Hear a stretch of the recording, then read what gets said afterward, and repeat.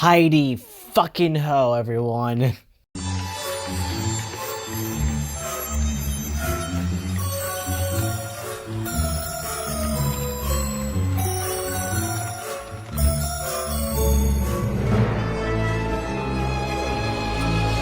Well, this episode...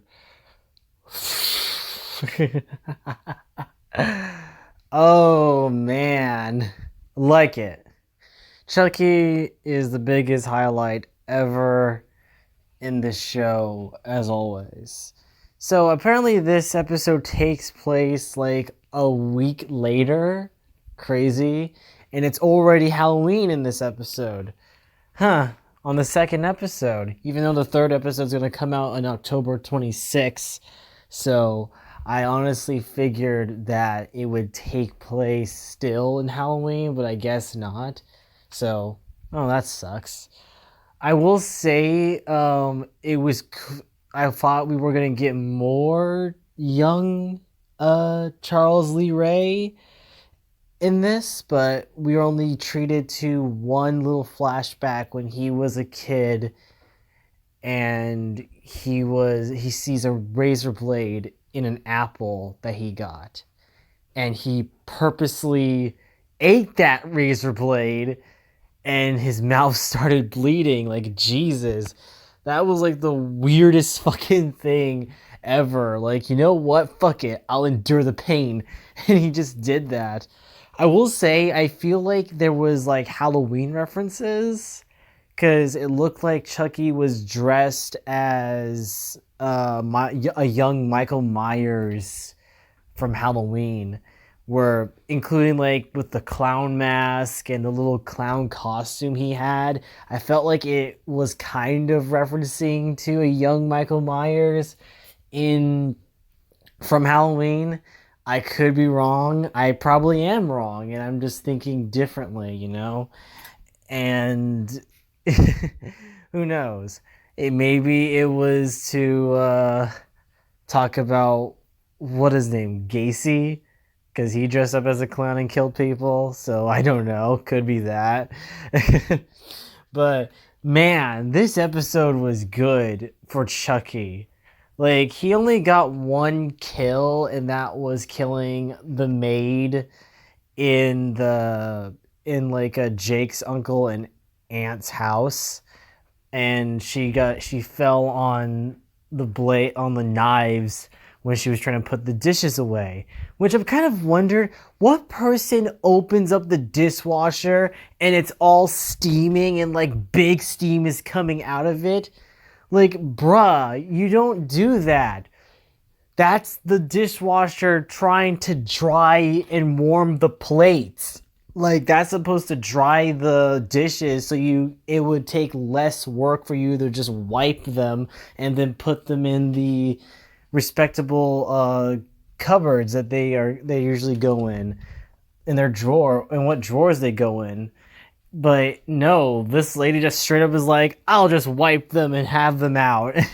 Like, all this nice steam coming out, like coming out of the dishwasher. I'm like, Jesus, that's a lot. And the blades are like blade up, like it was like sat like on the hilts, which is kind of stupid, but obviously you know Chucky did that on purpose to make her fall into the dishwasher, get stabbed by all the knives, which was pretty cool. And the whole title sequence that spells out Chucky. It becomes like this Halloween pumpkin and these knives as well, which was pretty cool. Because the first intro was like, oh, it's all the little doll heads because Jake is collecting dolls in the first episode before his dad destroyed his like artwork. And now it's like, here's a knife. And it makes sense because Chucky uses a knife a lot or sharp objects in general in this episode, especially when he gives an apple to a nice lady who tells Chucky where the party is so she can kill this bitchy blonde girl that I fucking hate in this show. And she's still not dead yet. She still didn't get killed yet, but every single growing moment, I want her to die in this show. And it's really, it kind of is peeving me a bit because right now she is going so too far that it's at this point, yeah, she needs to die. It is nice to see like more development of character with a lot of the other characters in this show, like Jake and the boy he has a crush on. I do like there's a lot more development with them in this show, especially like seeing how Jake is still trying to hide the feelings, but also trying to not say anything about Chucky, even though like because he thinks people will find him crazy if he said that Chucky was the one that killed those people. Uh, there was also like the tension you see when Jake finally sees like what his cousin, no, not cousin, his no, it is cousin, right? Yeah. Never mind. Yeah, it is cousin. When his cousin is when you see like things are not all that great in his household as well with his like parents, like I guess him and his cousin have a similar dynamic that both their dads expect them to be this perfect image, which is really hilarious since both dads are played by Devon Sawa. So it's so weird to see, but also interesting to find out like things are not perfect in his household, even though he's like successful and such. But it looks like he isn't happy with what he does, so to speak, and you could see that through the little hints and clues you see through his like facial expressions and how he reacts to stuff when his dad tells him he should do this and not instead of something else. And you could tell that he is very like controlled by his dad. Like anything he says goes basically.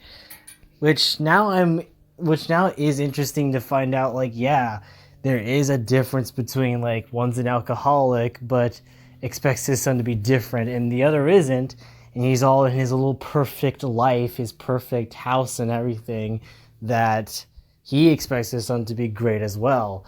So I did enjoy that. Like you find the dynamic between them, you see that they are not so different at times, which is pretty cool.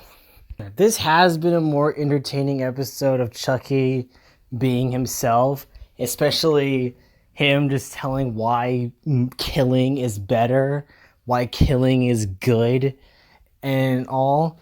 And he does mention his gender fluid kid from Seed of Chucky when he was trying to like be a bro to to Jake and saying like, "Hey, I have a son too. I have a kid. He's also gay.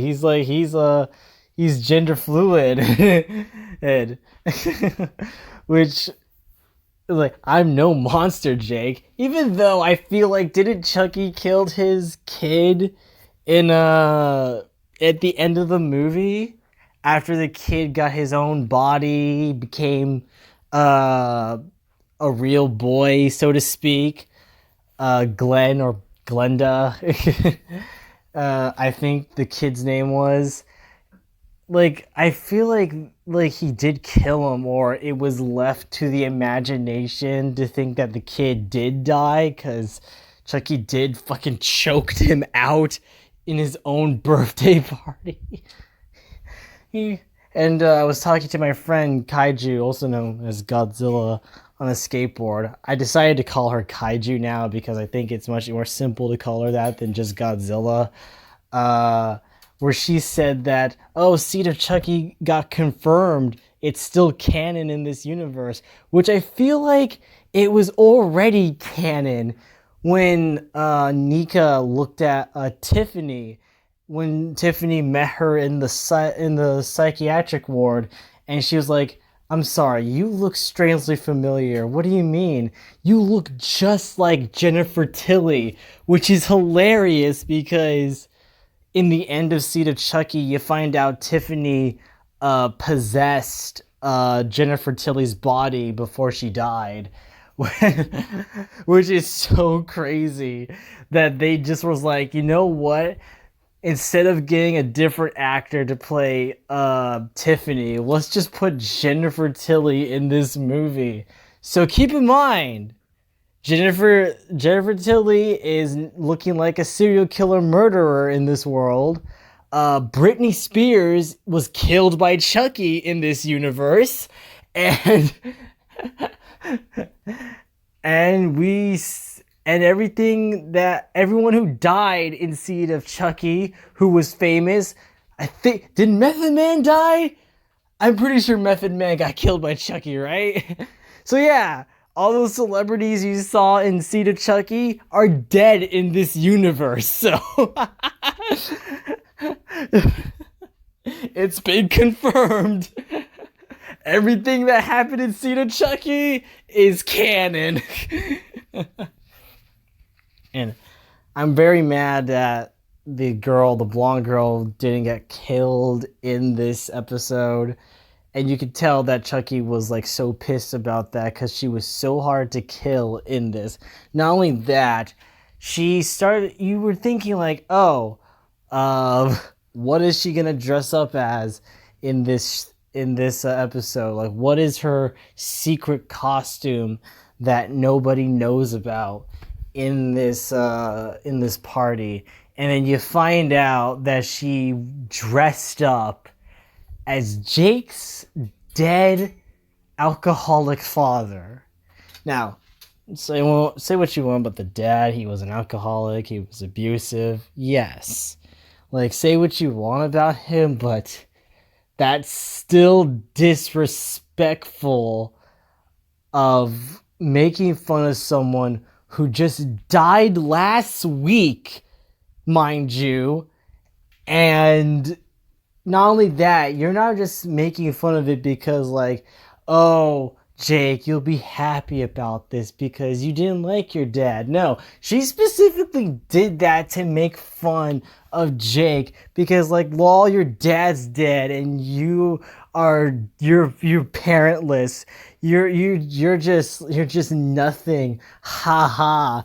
It's just like, that is so fucking messed up. Like, am I saying what Chucky did was worse?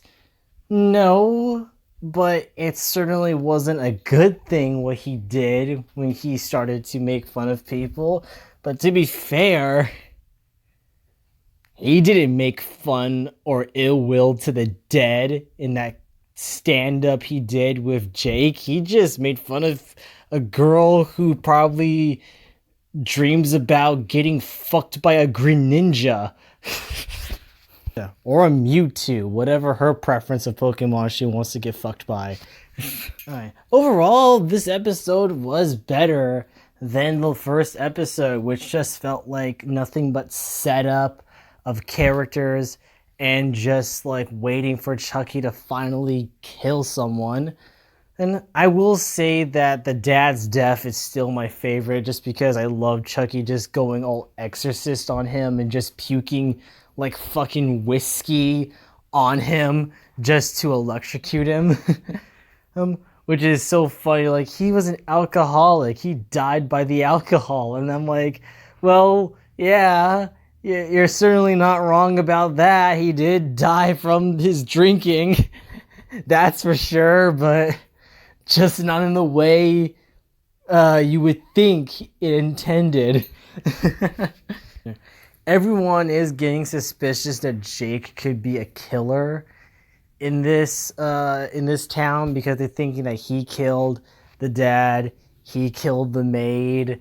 Everyone's suspicious of him, and Jake's like proving everyone that they're wrong. He wouldn't do nothing, but in the end of this episode, ever since that joke that the girl made, Jake does come around with Chucky and says, you know what? Murder does sound fun. And I guess Chucky has a protege in his arms now. So this is going to be kind of similar to Seed of Chucky, where he tries to teach his kid, hey, you gotta know how to kill. Like, that's what you gotta do. You gotta kill people. Because the whole joke about Seed of Chucky is that they're trying, like, Tiffany wants them to be good parents. So they are like, look, no killing. And Chucky clearly couldn't do that. And you see, like, at the end of the movie where there's a wardrobe full of dead bodies of different people in there, and Chucky's like, I only killed a few people, and a bunch of people just fall out of the fucking wardrobe like, whoops. So it kind of be like that. I do like this. I did enjoy this better. I will say I'm not liking its one kill an episode because it kind of makes you like hungry for more.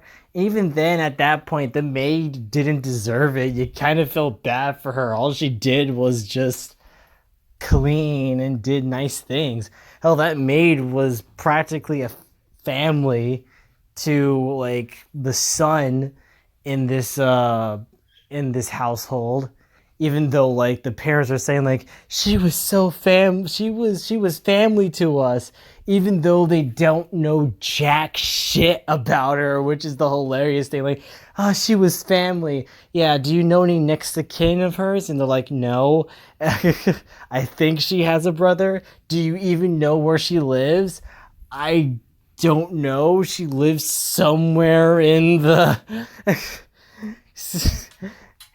it was like you that sense of emotion was like derailed the moment they were asked questions about her and they don't know jack shit about her, which was so fucking hilarious. I love that because they just immediately looked, oh yeah, totally, we do know what she's like. But yeah, I give this 7.6 out of 10, like in the middle of the road kind of thing. 7.6, because I'm still disappointed with one character I wanted to die in this, but it's like a tease. Like, they really want you to really hate this character. And then once she does get killed, it will be so satisfying and worth the wait, which is probably what's going to happen. Not only that, probably also development of character for Jake and see if he would actually go along with killing her. So, who's this? Who knows? I am still suspicious of his cousin. I feel like his cousin is secretly gay, and I'm still holding on to that. I think he is. But who knows? We won't know until future episodes. So anyway, thank you guys for watching. I'll see you back in the next one. Ciao, darlings.